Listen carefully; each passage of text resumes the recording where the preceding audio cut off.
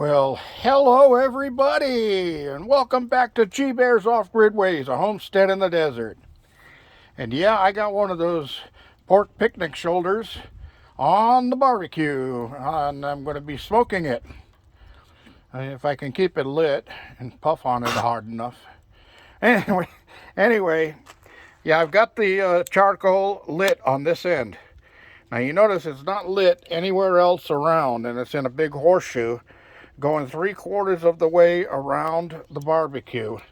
And then at certain locations, I put some hardwood smoker chip, or whatever you want to call it, smoker pellets.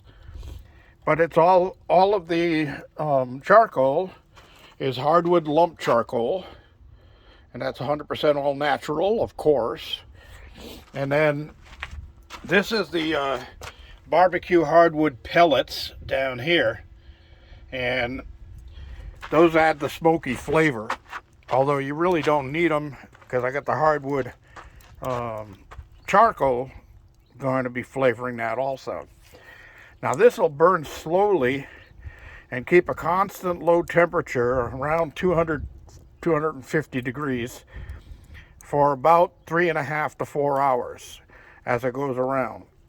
Now the shoulder, I cut it up. I used a box cutter, razor blade, brand new, nice and sharp, to cut the skin up like that, and then season it with sea salt. And what that's going to do is, while this thing cooks, all of those pieces of the rind right there are going to get extra crispy. My dad used to call them hardtacks. They're crunchy, a little on the salty side, go great with beer. So I munch on those just as this thing is getting done. But the secret here is the slow cook charcoal going all the way around the barbecue. A pan, I buy those when they're on sale in the store. I'll get like 5 for $1.25 or something like that. I put some water in the bottom of that so it catches the drippings, and also helps keep it from flashing and burning. And then I can use the drippings to make gravy if I want. And quick recipe for gravy, very simple. If I got salt on this already, a lot of that's going to drip off down into the dripping, so I probably won't have to add salt. But first thing you do is you measure your grease, the fat that drips, and you put equal amounts of fat and flour and mix them into a roux. That's R-U-E, and that makes like a paste. And then you need something like chicken stock or something to that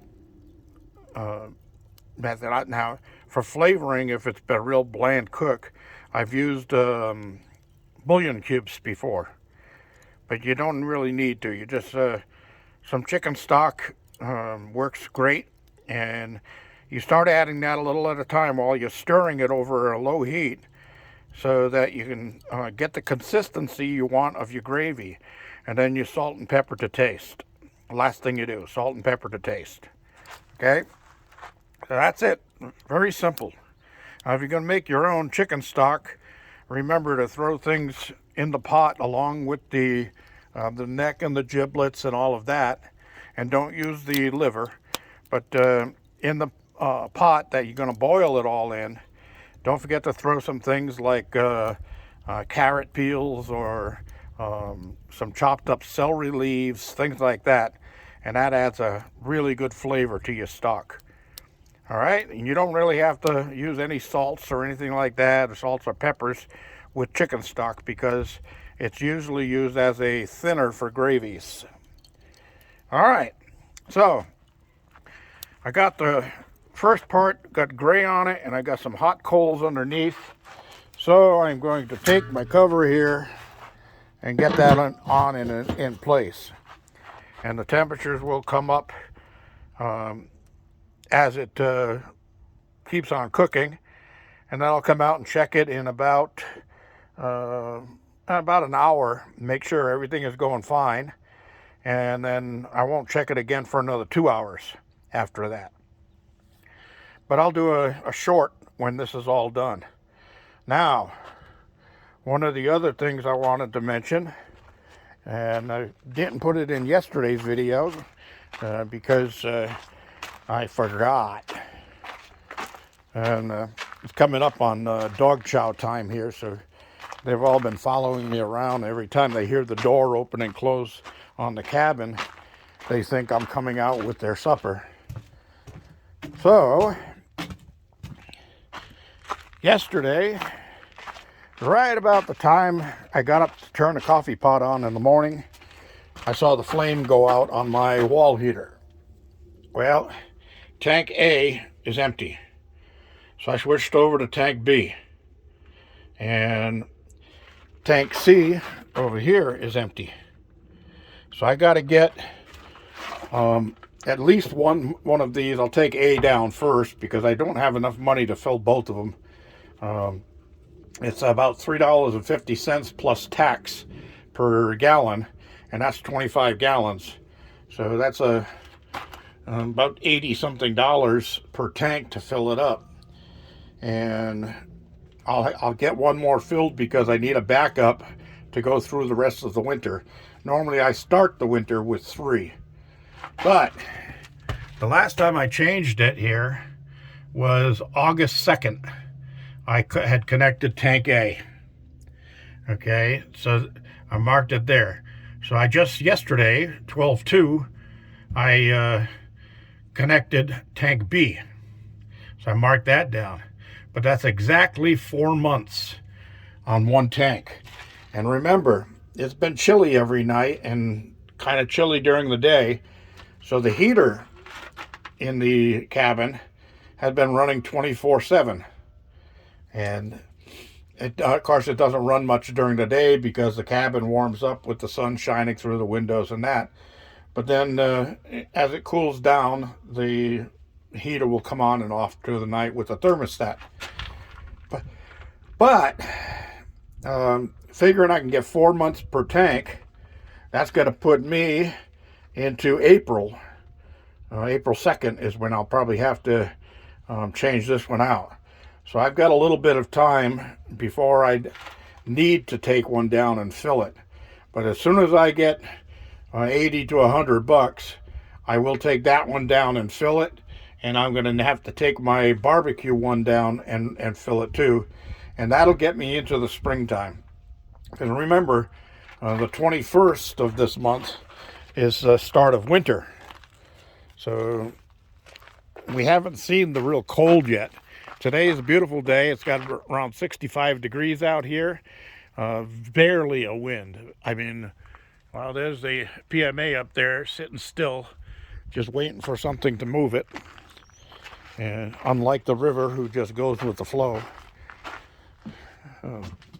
I'll be damned. I had a few people tell me they liked that joke.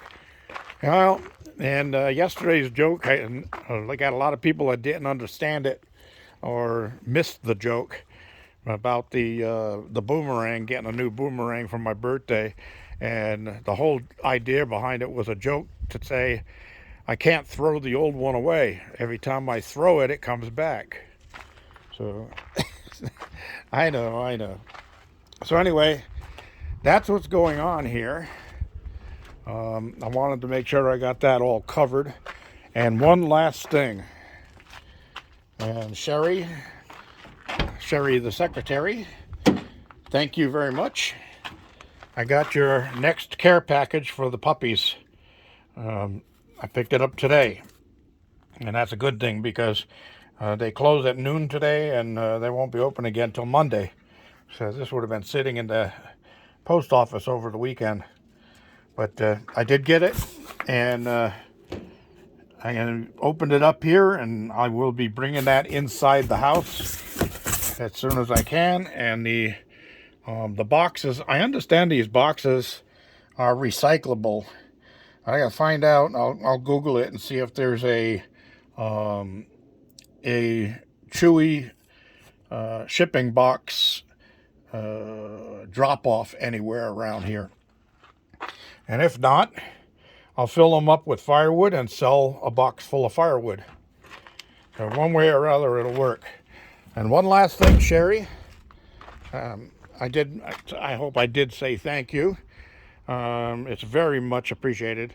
But one last thing, the little bowls that you sent, they just won't work with these pups. Their snout doesn't even fit inside the little bowl. So they just flip them over, and then everybody does a free-for-all trying to get the food that is all over the ground. So they won't go to waste. I have a neighbor up the road about 5 miles who has a dog and cat sanctuary over there. And excuse me, I've got to yell. Hey, hey, get away from there. That's bird seed. Get out of there. Get back. Yeah, you know. I've told you before, you stay away from that bird seed. That's for the birds, not for the dogs. You'll have your supper in about an hour. So anyway, yeah, I will give those to his animal sanctuary up there. Donate them to him. He has a bunch of cats, and those can all go for the cats. Tomcat's got his bowls all set up and doesn't really need anything, so I hate to see them just sitting on a shelf doing nothing in case something else comes along, but I will donate them up the road, and they will go to good use to feed some other animals. Thank you very much. That's all I have. I'm going to say, don't forget the thumbs ups and don't forget the subscriptions. This is G Bear signing off.